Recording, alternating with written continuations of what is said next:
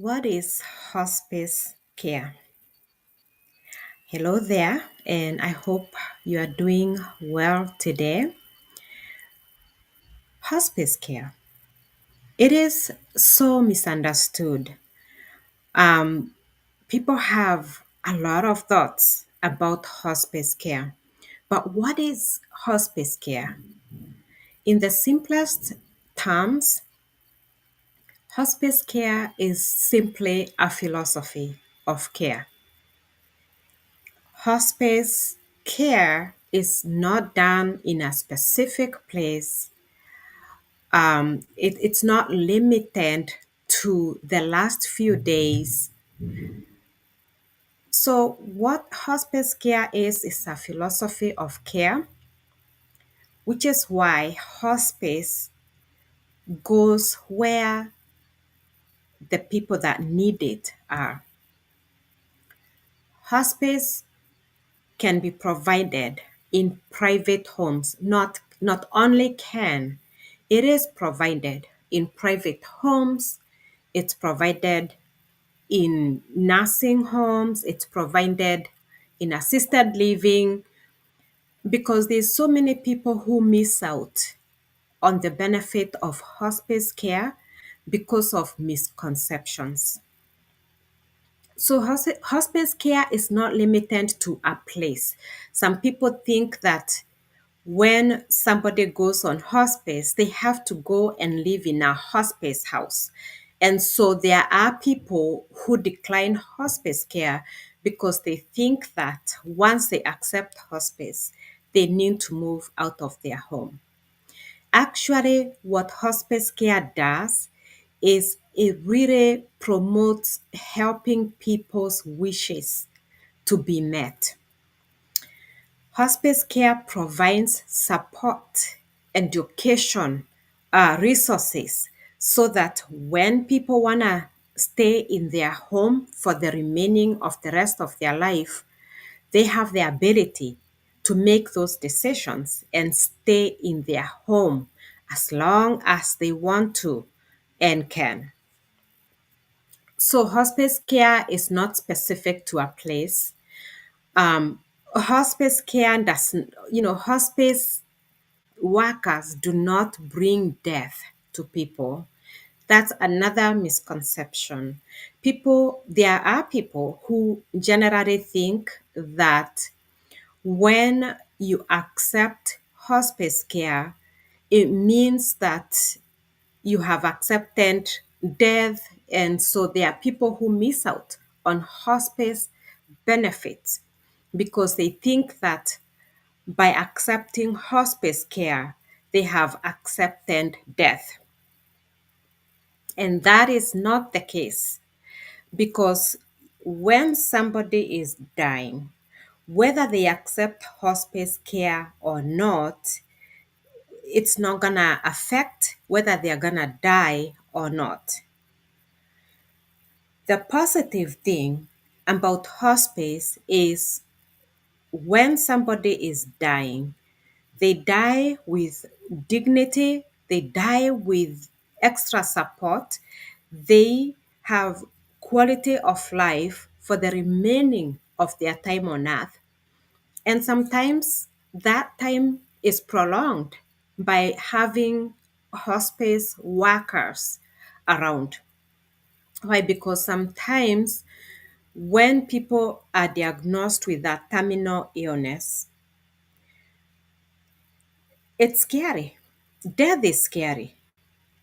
People are scared of death. Even people who have strong faith, most people are afraid the moment they are told that they have a terminal diagnosis, or some people aren't even told they have a terminal diagnosis, but when people start to think that they are failing.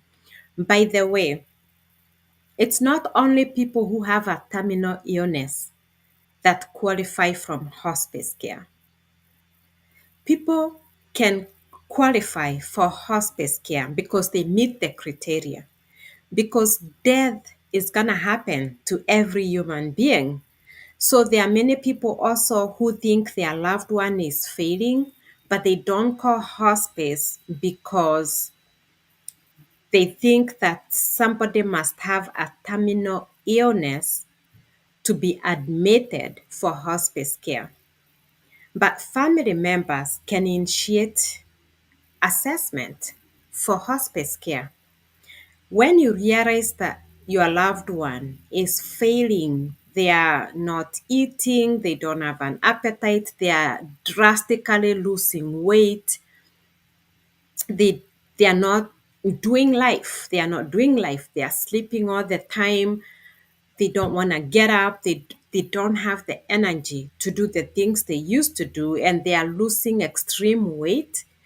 You can call hospice for evaluation because many times people can qualify for hospice and they don't know it. And hospice care brings a lot of benefits for people. Now, people of faith also oftentimes would decline hospice care because they think that when you call hospice care, it's a sign that you don't have faith that God can heal you. But it's not your faith that stops you from dying outside of God's will. The one thing is that to God, death is not the end. And humanly, we hate death. Humanly, we are afraid of death. But when you have faith in your next life, death is not the worst thing. Sometimes death can be a good thing. When someone is so sick and they are suffering and they are suffering and there is no hope to get better, death can be the best option, even though it's a very difficult option. So, fear is a horrible enemy to humanity. So many of us humanly live in fear, and because of fear, we make choices that are against us. Hospice benefits come with a lot of support. So, hospice does provide a nurse, a nurse who will see your loved one once a week.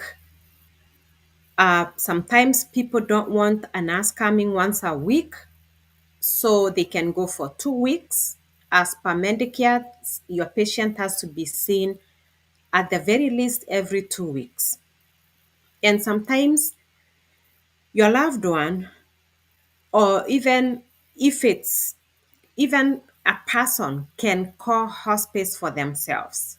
There are people who are alone and they don't have a family, and they can initiate their own care and their own assessment. And people sometimes are doing so well. They are out and about playing games, going shopping, enjoying time with their families. And there are people who qualify for hospice, but they are doing so well that they just want the hospice team to be on standby, but they don't want hospice team to be there regularly. That's okay. We see that where people are still enjoying their life, they are still living their life. But a nurse, as per Medicare, has to see the patient at least once every 2 weeks. It doesn't have to be a long visit. It still ends up being the patient and family's decision how long these visits are. However, it cannot be 24-hour, but the good thing with hospice care is that there's also a social worker who can provide a lot of resources. Um, Social workers, they have done this for a long time. They have a lot of experience. They know a lot of things. They know where to find resources that can be very helpful for the family. Without being on hospice care, you miss out on this kind of resources. You have a chaplain, I'm a hospice chaplain, where a chaplain is able to come at no cost of your own and sit with your loved one, talk about what your worries are, what your concerns are, getting spiritual care. Hell, and if you are not spiritual, if you are an atheist, hospice chaplain is still available. And we sit with people of all faiths or no faith. Because my goal as a hospice chaplain is not to come and force my faith on a patient or on the family. My goal is to walk alongside the journey. So, as patients, they get to determine how the visits go. So, if I've had patients who all they want to do is for the chaplain to come and spend time playing chess or playing Scrabble. But in the process of the game, we have conversations that help them process their journey. What's going on? How are you handling it? And so, hospice care comes with a lot of benefits. There's a nurse's assistant, and this is somebody who can come and help your loved one with personal cares, like when your loved one is declining, they are not able to dress themselves. um, a CNA will come and help with personal cares like dressing, even shower. If someone is declining to where it's not safe for them to take a shower by themselves, a nursing assistant will help with that. There's also services to help clean up for your loved one who is declining, whether it's making their bed, cleaning their bed sheets, doing their laundry. All those services can be provided for your loved one through hospice care. So, hospice care comes with a lot of benefits, and many people um, forego these benefits because of wrong thinking about hospice care. There are people who literally think hospice comes to talk about death all the time, and or think that when hospice people come, death comes sooner. Actually, hospice care provides such quality of life that it ends up prolonging life sometimes for people who are on hospice, because a lot of stress is removed. You all know stress is a killer. A lot of stress is removed when someone has people to talk to. And here's the thing, there are many people who are facing end of life issues, whether it's terminal diagnosis or failure to thrive, they are just facing end of life. And sometimes they have concerns. But there are many families who don't talk to their own family about their concerns. Why? Because families are usually trying to protect each other. So if it's a mom who is dying, they are not able to talk about their concerns with their children because their children are defensive, they don't want to hear. I have experienced this with many patients who are going through terminal illness, but I also saw it with my own mother. My mother died a year and a half ago, in 2023, December. And I saw it with my own mother. As a hospice chaplain, because of my experience walking the journey with life, having very difficult conversations with people during that very vulnerable time, that helped me walk my mother through her own journey. And so I was able to process many things with my mother. But my mother could not talk with my siblings about her concerns, about her wishes, because they would not listen. They don't have the experience of having those conversations. So they would not listen. They would shut her up. If she would say that she is dying, they would say, "No, you're not dying. Mom, don't say that." And what I observed in Kenya, it's also in United States. Denial is a coping mechanism for people. Denial is a natural coping mechanism.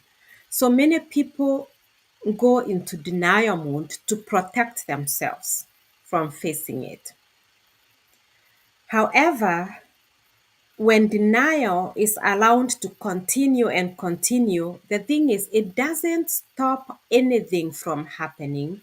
The only thing it stops is getting quality of life, it's finding peace, it just hinders the process.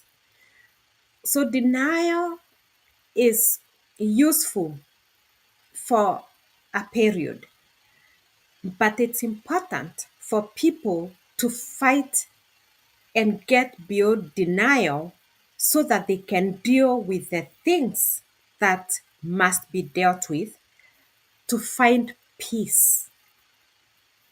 And so we see many families that are in denial. And when a loved one says how they are feeling, instead of asking questions, why do you say that? How are you feeling?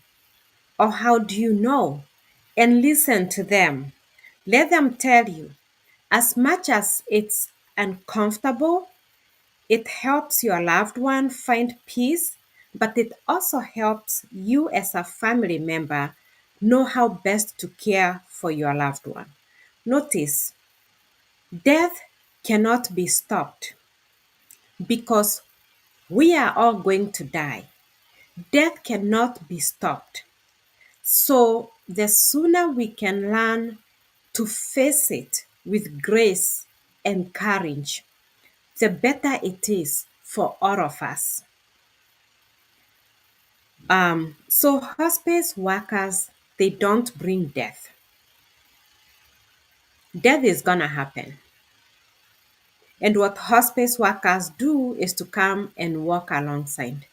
Do hospice workers quicken death, like give medication for people to die quickly? Not, that is not a hospice philosophy. There is what is called euthanasia or mercy killing. It is not a hospice philosophy. In United States, there are some states that have passed law for euthanasia or mercy killing.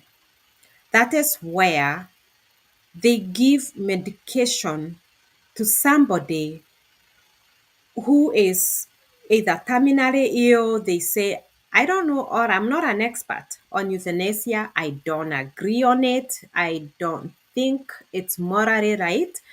But my um that's that's me. And hospice, it's not a hospice philosophy. There are states that have allowed that and they do it. They don't do it because somebody is on hospice. They do it even for people who are not on hospice. So it is not a hospice philosophy. So there are people who are afraid that when hospice come on board, they are going to give their loved one medication to die quickly. That is not true. Hospice does not come to quicken the dying process. That's a misconception. Now, in states where they allow euthanasia and hospice is involved, the hospice team that agrees with that philosophy, they do it. It is not because somebody is on hospice. It is because Somehow, somebody is going to do it. It can be a doctor, it can be a hospice team, it can be even family members. They'll give that medication. Euthanasia, the medications are mixed. And by the way, it's not just morphine by itself. Morphine can slow heart rate because it's meant to relax someone and uh, take care of pain. But it's morphine doesn't kill. If it's taken in overdose, it can kill. Just like a Panadol or a Tylenol, any medication taken in overdose can kill. Did you know that seizure medications are more used for euthanasia? But it's a combination of very, um, it's a combination of medications. The seizure medications, and they mix them. So it's very, um, seizure medications are deadly. That's why when someone is introduced to seizures medication, they start at a very low dose and they increase the dose and increase the dose over a period of time. They're not just going to say, oh, somebody needs this amount of medication and boom, they give that amount that day. Someone will sleep and not wake up. So they start at a very low dose and it's increased very gradually so that it's introduced in the system very gradually. And when they are taking off these medications, they taper it down. They don't just stop at once. There's a reason. So medications are done the right way for a reason.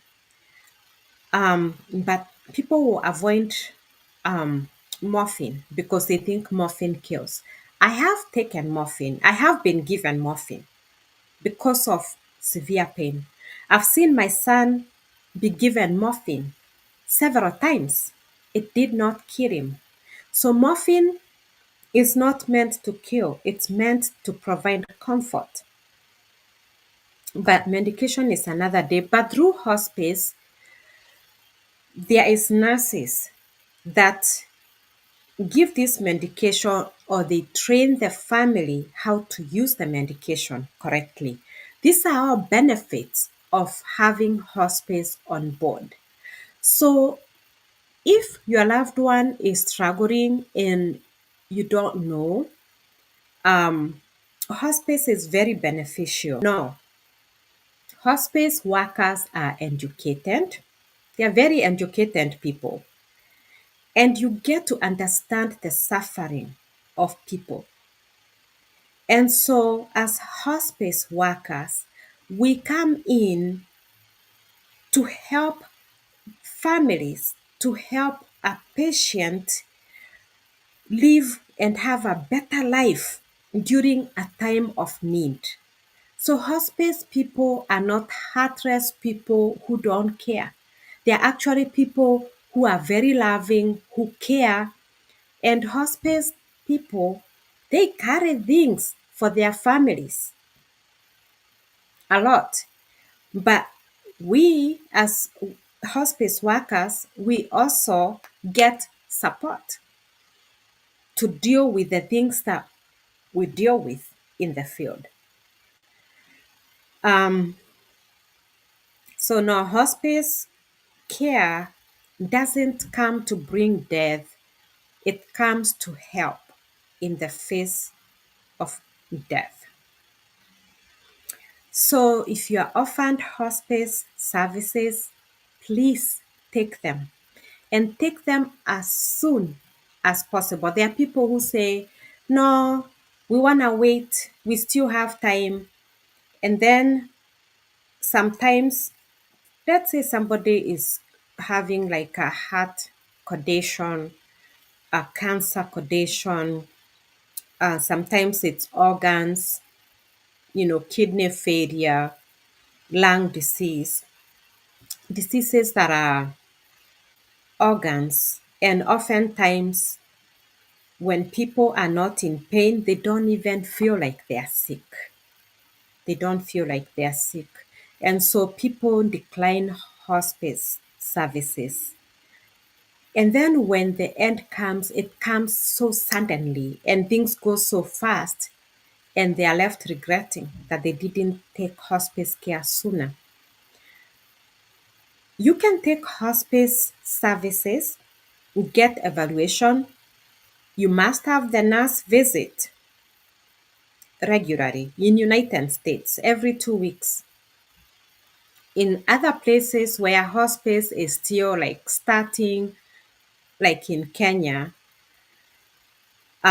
where they don't have enough staff to go and see people every 2 weeks, plus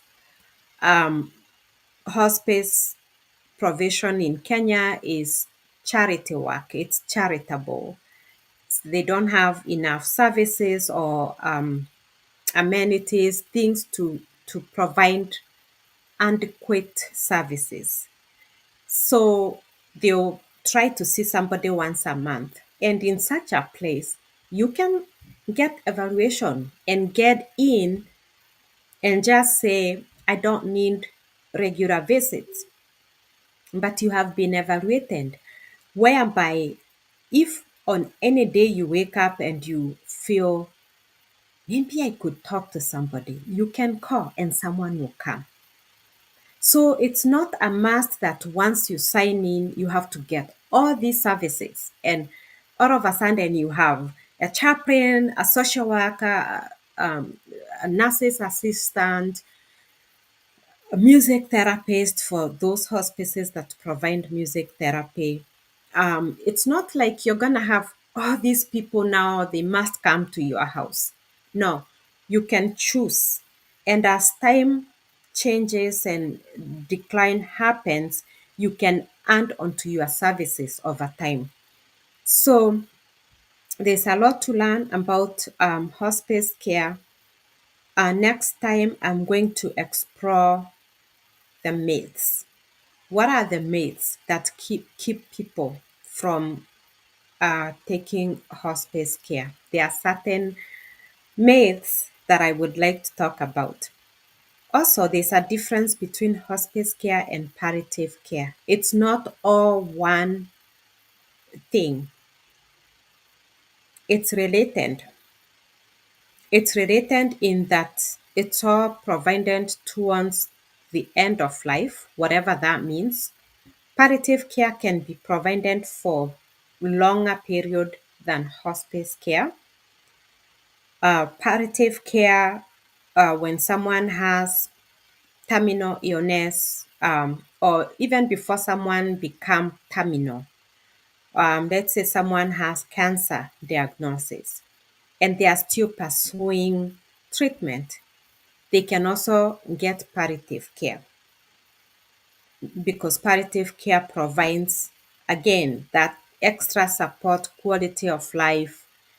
And but for hospice care, when people come on hospice, it means they have stopped curative, aggressive treatment because the doctors are saying nothing else can be done. And so, while you're on hospice, you cannot be pursuing curative treatment. That doesn't mean once you sign on hospice, you can never decide. You can sign on hospice and hear, oh, there's a trial medication. And people normally come off of hospice to try. And they try. And if it doesn't work out, they can come right back into hospice care. So there is so much to talk about hospice. And the only way to learn is to get evaluated and get on it. And they will educate you on what you can do, what they will even educate you. If something is out there, they're not going to keep it from you. Hospice workers are not people who want people to die. That's not the goal. The goal is to help your loved one live the best way possible for the remaining of their life. So if there's a trial out there, hospice is not going to keep you from that. You can go and try. You'd have to revoke. And then when you try, if it works out, fine, continue. But if it doesn't work out, you can always call back and say, okay, I've tried, it didn't work out, I want to come back. And that's okay. You can come right back.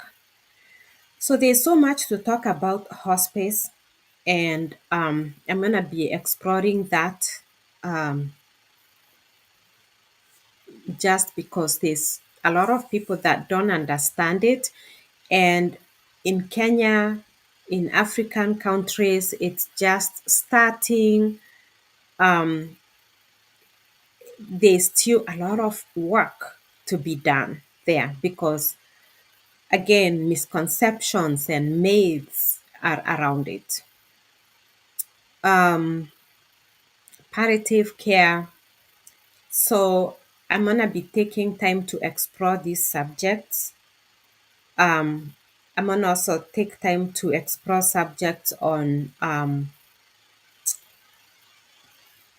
symptoms, symptoms of end of life. So stay tuned, join me, share these videos.